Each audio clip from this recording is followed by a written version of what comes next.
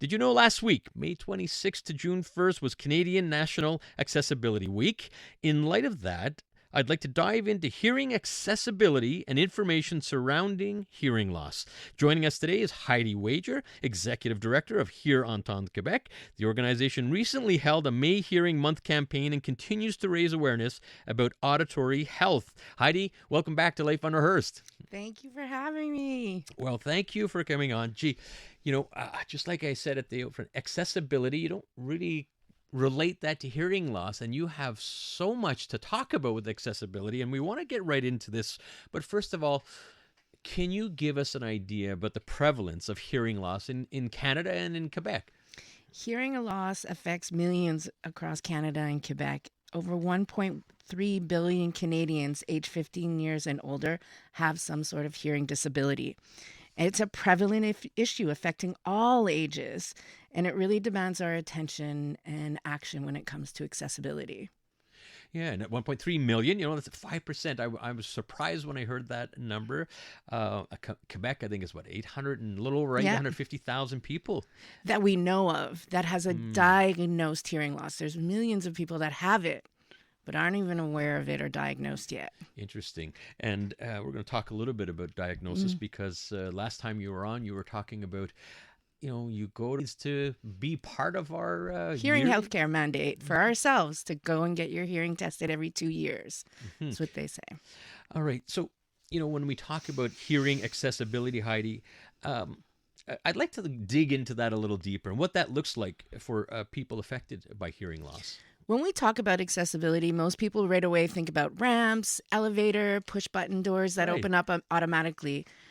Hearing loss is what we call an invisible disability, and it's rarely always thought of in the forefront when we talk about accessibility. And so it's also not one size fits all for everybody. And so it's complicated when we look at what hearing loss accessibility looks like. It's very individually based.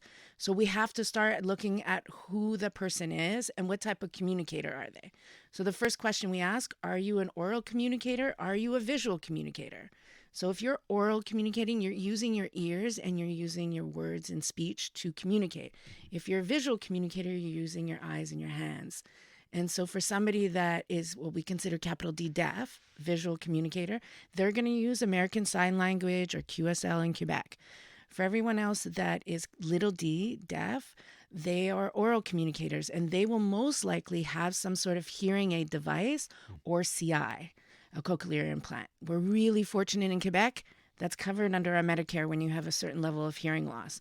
The rest of Canada really struggles for that. And I think the stats are like 60%, 66% of people across Canada that have a disability, hearing disability, don't have a device because they can't afford it. That's an amazing statistic, a scary statistic, because you're mentioning the prevalence of hearing loss, and it's a shame that finances have to come into play. And Quebec is one of the leaders. We have to pat ourselves on the back. Yes. I had a wonderful gentleman, 13 years old, on the show a few months ago who had a CI cochlear implant when he was a baby. Yep. And there he was. He was just a rock star. Still had it in and working very, very well. So we're going to talk a little bit more about technology. Yeah. And I'm talking with Heidy Wager from Hear Entendre Québec about Accessibility Week and what we can all do, really, concerning hearing loss, and as you mentioned, visual communication or oral communication. Now, there are communication tools that I know you want to talk about, so let's hear about them. Most people that have undiagnosed hearing loss, we start to lose clarity in the sounds that we hear. And we automatically start to rely on things like turning down background noises and looking at people's lips when they're speaking. And that's called lip reading. It's an actual skill and a tool that we can learn, and we offer courses on that. But it is part of the tools that people with hearing loss use. The other thing that people really tend to use is captioning. You see it more and more on TVs now. You see it in some events. People like to use captioning, and it's not just for the hard of hearing community. Other people use it as well. And so those are the two big kind of accessibility tools that we see for people with hearing loss that have hearing aids. Putting on a hearing aid isn't like putting on glasses where it's 100% corrected. We still have to use other accessibility means. I want to talk about captioning a little bit. Yeah. The last time you were on, in my business, like many other entrepreneurs and just personally, many people will post on social media. And the first thing you asked me, Matt, are you captioning? Yep. Using and I said no.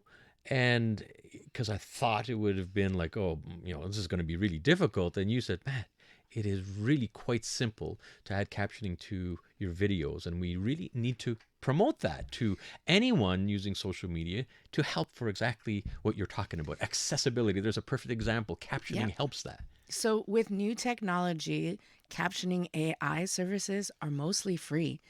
And they're getting really, really smart, really, really fast. And so it's great when we can see the community take action like you guys did in captioning the video and captioning social media posts.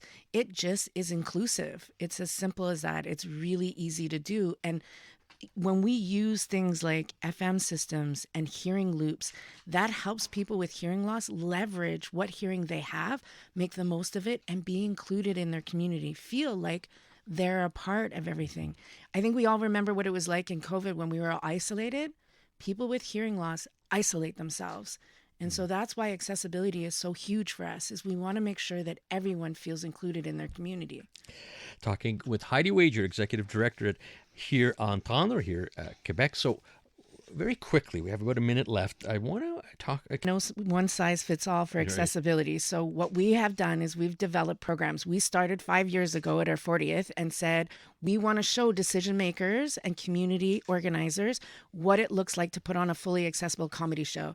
We did that 4 years in a row. Last year we were at Just for Laughs. They made it happen. 97% of the people that attended the show used and thought the accessibility measures enhanced their experience at the show.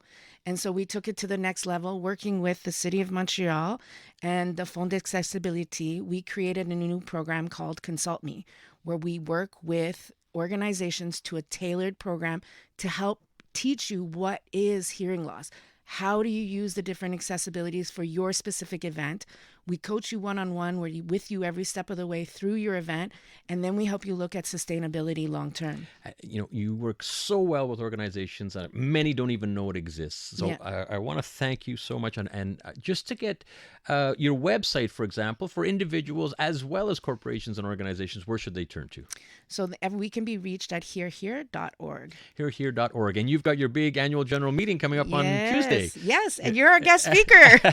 One of the speakers, myself and my wife, will be speaking at that AGM, which is, of course, open to the public. Where is it on Tuesday evening? It's going to be at 7000 Sherbrooke Street. You have to register with us, so definitely contact us at info@hearhear.org. All right, Heidi, thanks for joining me.